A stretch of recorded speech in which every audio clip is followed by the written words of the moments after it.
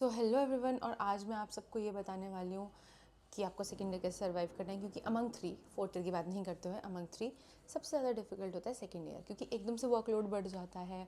Like third year में भी workload बढ़ता है, like clinics and all, but that is bit interesting. Second year में इसलिए होता है क्योंकि एकदम से बहुत ज़्यादा प्री क्लिनिकल आ जाता है। आप अभी तक फर्स्ट ईयर में पीसीपी का कर ही रहे होते हैं, डेंचर मतलब मेरा तो मैंने इतना किया था कि मैंने एक टीथ सेटिंग कर ली थी अपने फर्स्ट ईयर में। तो मुझे सेकेंड ईयर में पीसीपी में I was refining what I have learned, but PCP में कुछ बहुत ज़्यादा मतलब कुछ अलग ही कॉन्सेप्ट नहीं सीखा था पर उसी टीच सेटिंग में डिटेल्ड चीज़ें सीखी मैंने। But conservative PCC was really new. We had no idea about it. Ma'am ने पढ़ाया, मैम ने अच्छा पढ़ाया, हमें काम सिखाया, आता है काफ़ी सारी चीज़ें। बट वो वर्कलोड बढ़ता है। एक बार कैविटी नहीं बनती, आप डिसअपॉइंट होते हो, 2 बार नहीं बनती, डिसअपॉइंट लेटेड भी। ओके, कोई बात नहीं, 6 बार नहीं बनेगी, 10 बार नहीं बनेगी, कोई बात नहीं। I think on an average महंगे मतलब ऐसे किसी अपने आसपास के डेंटल स्टोर से भी आप एक टाइफो बना टीथ मंगाओगे तो वो जो है वो 30 रुपीज़ का एक आता है, अकॉर्डिंग टू मी, जो जितना मेरा यहाँ पे रेट है। तो I think it will not be a big issue अगर आपको काम सीखना है तो। टीचर रिजेक्ट करती है, काफ़ी बार रिजेक्ट कर देती है टीचर, कोई फ़र्क नहीं पड़ता। अगर काम सीखना है तो सच में गालियाँ खानी पड़ेंगी, एटलीस्ट क्लिनिक्स और प्री क्लिनिकल में। काम देखना है, 4 बार टीचर डांट के भेजती है, बोलते करके आओ, करो। Like I use to do in DADH। मुझे अगर कार्विंग नहीं आ रही किसी दांत की, लाइक जो बच्चे बिन एनाटमी पढ़े उस दांत बनाने लग जाते थे, जैसे मैं मैंडिबुलर फर्स्ट मोलर ना मैंडिबुलर सेकेंड मोलर DADH में बिन एनाटमी पढ़े, और ना मैंने उसकी क्लास अटेंड करी कि मेरे को क्लास से पता हो कि मैम ने क्या बताया था, और मैं उसे बनाने लग गई। जो मेरे को स्टार्टिंग के पहले स्टेप में ऐसे डांट पड़ी ना कि मैं समझा तो रही हूँ, तूने एनाटमी नहीं पढ़ी है क्या, तो ठीक है वो एक अलग सीन हो जाता है। पर मैंने तो भी वो सुना, और फिर मैंने जाके किताब पढ़ी, फिर मैंने अगले दिन बनाया, तो that is fine. Same goes है। बहुत बार ऐसा होगा टीचर कुछ क्वेश्चन पूछ लेगी रैंडमली, छोटी छोटी चीज़ें कि इसका बता दो कितना होता है, ये क्या होता है, नहीं आता कोई बात नहीं, घर जाके पढ़ लो, अब ज़िंदगी भर याद रहेगा। उस चीज़ को दिल पे नहीं लेना, take it positively, work hard in your pre clinical classes, क्योंकि that is what they are doing, they are creating your base. तो उसके लिए सुन लो जो सुन सकते हो, ठीक है, एंड ट्राई योर बेस्ट। यही 2 चीज़ें हैं क्लिनिक्स वाले प्रैक्टिस उसके लिए। ना आते हैं 3 थ्योरी पेपर पे। तो फर्स्ट होता है माइक्रोपैथ, यूनिवर्सिटी स्कीम के हिसाब से चलता है माइक्रो। मेरी टीचर अच्छी थी तो एटलीस्ट मेरे पास एक डायरेक्शन थी, बिन पढ़े कुछ नहीं होता, पढ़ना पड़ा था पर एक डायरेक्शन थी कि इस डायरेक्शन में ये चीज़ें पढ़नी है। तो इट वॉज़ रियली हेल्पफुल। आपको पता होना चाहिए कि इस टॉपिक में से क्या चीज़ ऐसी है जिस पे सबसे ज़्यादा फोकस करना है, कैसी चीज़ इस पर थोड़ा और कम फोकस करना है, और कैसी चीज़ इस पर लीस्ट फोकस करना है। एटलीस्ट मतलब बस एक बार गो थ्रू कर लूँगी तो भी चलेगा, क्या पता नहीं है, क्योंकि उसके 99% चांस है वो नहीं है। पर बाय चांस, क्योंकि आपकी यूनिवर्सिटी अटल है, तो बाय चांस 1% आ गया तो ऐसे ब्लैंक नहीं हो जाए, कुछ तो लिख के आए ही आए, ठीक है। जो ये वाली चीज़ है, I think these things make things better. Path में मैंने मेजरली पैथ खुद ही पढ़ी थी, तो पैथ के लिए I recommend Priyanka Sachdeva. Open your book, look at what is your syllabus, search that topic on YouTube and अब उसकी भी सारी नहीं होती, और जो नहीं है please open your book and read from it. क्योंकि स्टार्टिंग वाले चैप्टर्स आप तो भी कहीं से पढ़ लो तो आपको आइडिया लग जाएगा कि आपको मैथ कैसे पढ़नी है, बट उसके बाद कुछ कुछ टॉपिक्स हैं जो किसी ने बहुत अच्छे से कवर नहीं कर रखे, तो मैंने भी किताब खोल के पढ़ा था, आप भी किताब खोल के पढ़ लो, कुछ नहीं हो जाएगा, किताब पढ़ने के लिए होती है। एंड मैंने हर्ष मोहन से ही पढ़ा था क्योंकि हमारे सर ने वही दिलवा रखी थी हमें, तो दैट वॉज गुड इनफ। हर्ष मोहन में भी काफ़ी अच्छा लिखा हुआ है, लाइक BDS के अकॉर्डिंग काफ़ी है उसमें, एक्स्ट्रा ही है, वो किताब कभी पूरी पढ़ने की ज़रूरत नहीं पड़ेगी, उसमें बहुत अति लिख रखा है, इतना पेपर में लिख के भी नहीं आ पाओगे। फिर लेट्स कम टू माइक्रोपैथ हो गया।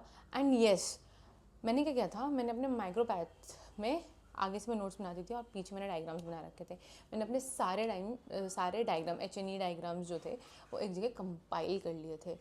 Make this habit of yours from the beginning, क्योंकि एंड में आके डायग्राम बनाने में पता नहीं कितने घंटे जाएंगे, तुम्हें भी पता नहीं चलेगा, क्योंकि तुम डायग्राम ढूंढते रहोगे कौन सा. And if you have this really good bond with your teacher, and if you do not have it, make those diagram, go to your teacher, ma'am are these right, or any correction I have to make. That's the trick. और हर diagram के साथ बोल रहा हूँ, हर answer में diagram बनाने का fullest try करना. डिपेंडिंग क्या क्वेश्चन है, पर माइक्रोपैथी क्वेश्चन यूजुअली सारे ऐसे होते हैं कि आप एक डायग्राम एटलीस्ट बना सकते हो, और जिसमें जितने डायग्राम है उतने कोशिश करना ज़रूर बनाओ. डायग्राम के मार्क्स हैं माइक्रोपैथो में. फिर इसके बाद होता है आपका फार्माकोलॉजी. फार्माकोलॉजी में डायग्राम्स तो नहीं होते, but small chart representations you can do. और फार्मा को पढ़ने का तरीका क्या है, किसी भी चीज़ की क्लासिफिकेशन. स्टार्टिंग वाले चैप्टर छोड़ नहीं दो, स्टार्टिंग वाले चैप्टर तो अपने ही हैं, उनमें छोटे छोटे टॉपिक्स हैं. जो एडवर्स इफेक्ट इन जनरलाइज वाला जो है वो भी एक स्टार्टिंग का टॉपिक है, जो इस बार आया था मेरे उसमें, वो एक जनरलाइज टॉपिक है. और इफेक्ट ऑफ ड्रग्स,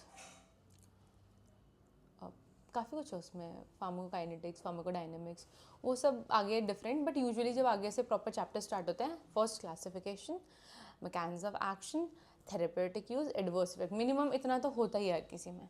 जिसमें मैकेनिज्म ऑफ एक्शन नहीं होता उसमें, जैसे एपिलेप्सी है, एपिलेप्सी में टाइप ऑफ एपिलेप्सी है, तो पार्शियल, जनरलाइज, वो कुछ कुछ थोड़ा थोड़ा वेरी करता है. ये चीज़ें कॉन्ट्राइंडिकेशन किसी में है तो ठीक है, वरना ये 4 चीज़ें यूजुअली पढ़ते ही हैं. और you can look into drug interaction. अगर किसी को थोड़ा एक्स्ट्रा पढ़ना है, you can go for the drug interaction, क्योंकि मुझे ऐसा लगता है बहुत अच्छा एरिया है to make a questions on drug interaction. I do not know कि आगे ये बनाएंगे नहीं बनाएंगे, पर ड्रग इंटरेक्शन क्योंकि दी हुई होती हैं, it is in your syllabus, it is not necessary that you will, मतलब यूजुअली नहीं पढ़ते हैं बच्चे, क्योंकि it is very difficult to remember all drug interactions, तो थोड़ा हो जाता है. But yeah this is the minimum you have to do in every chapter. फिर इसके बाद आ जाते हैं हम डीएम पे. Oh my God, DM, starting from the very interesting topic gypsum, जो सबको सबसे पहले पढ़ाया जाता है. मेरे को तो फर्स्ट ईयर में पढ़ाया जाता था, तो मेरा तो काफ़ी स्ट्रॉन्ग था, क्योंकि मैंने बहुत बार पढ़ लिया था, मैंने वाइवा वगैरह भी दिया था. बट इसके बाद आगे चलते चलते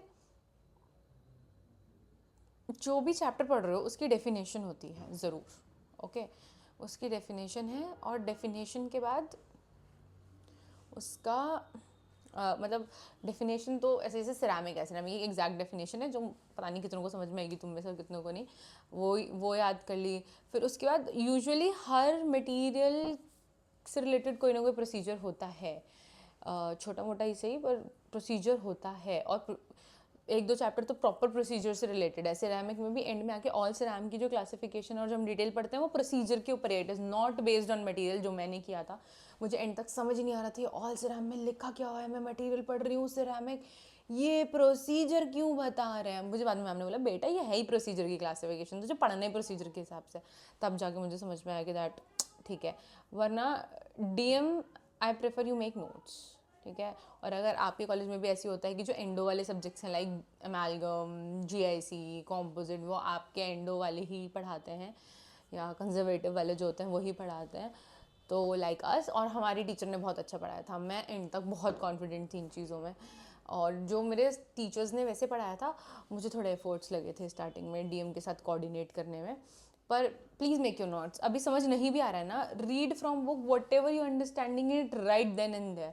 नहीं समझ में आया, reach out to your teachers, they will gonna help. क्योंकि डीएम एक लौती ऐसी चीज़ है, you can not rely on any YouTube video. वो बहुत ही ख़राब और आधा अधूरा समझाते हैं, कितने से कितना अच्छा हो वो तुम्हें पता नहीं क्या तुम्हें समझा रहे हैं वो, ठीक है, कुछ भी समझा रहे हैं तुम्हें, प्रोसीजर सब समझा सकते हैं वो.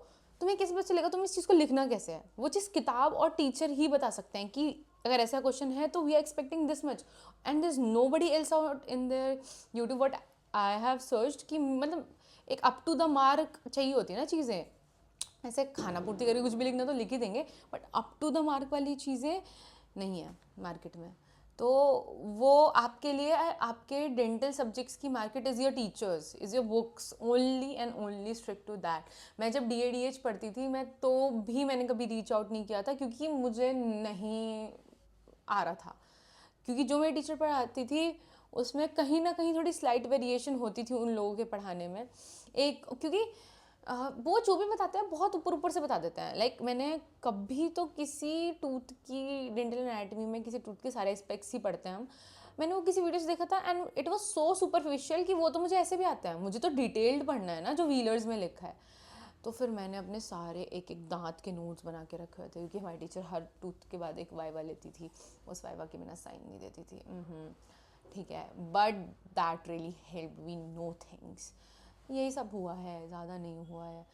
And that is what you guys gonna do for your second year, and I hope you do your best. And सबके बाकी 3 आपके थ्योरी सब्जेक्ट्स के प्रैक्टिकल पार्ट की बात करें तो जो आप पढ़ते हो वही प्रैक्टिकल है, nothing is new, very very easy practicals. Pharma में थोड़ा सा आपको प्रिपरेशन वगैरह देखनी पड़ती है, but that two is not too much in your syllabus, you can learn it directly. मेरा एग्जामिनर बहुत अच्छा आया था, मेडिकल कॉलेज से आया था, BDS कॉलेज से नहीं आया था, बट ये वॉज रियली नाइस। उसने मुझसे तो LA पूछा था। कुछ टॉपिक ऐसे होते हैं which is very strict to your BDS and they ask it, and in my opinion जब आप कभी फार्मा पढ़ोगे, एक बात मैं बोलने भूल गई, फार्मा पढ़ोगे, there is this topic of dental pharmacology in your syllabus also. उस फार्माकोलॉजी में desensitizing agents, fluoride and all and there's too much obtundent and everything, read that. एक शॉर्ट नोट उससे आएगा, शॉर्ट जब मेरे में desensitizing आया है तो एक डेंटल फार्माकोलॉजी का शॉर्ट नोट मिनिमम आएगा ही आएगा। अटल देगा, इससे पहले CCS देता था, I do not remember and I do not know about that, but Atal देगा ही देगा। तो do that and all the best guys. अगर थोड़ी और इंफॉर्मेटिव चाहिए होगी कि अरे अभी भी नहीं समझ में आ रहा इस सब्जेक्ट में करना कैसे, तो maybe we can create another video for that separately if you guys ask, वरना तो ऑल द बेस्ट।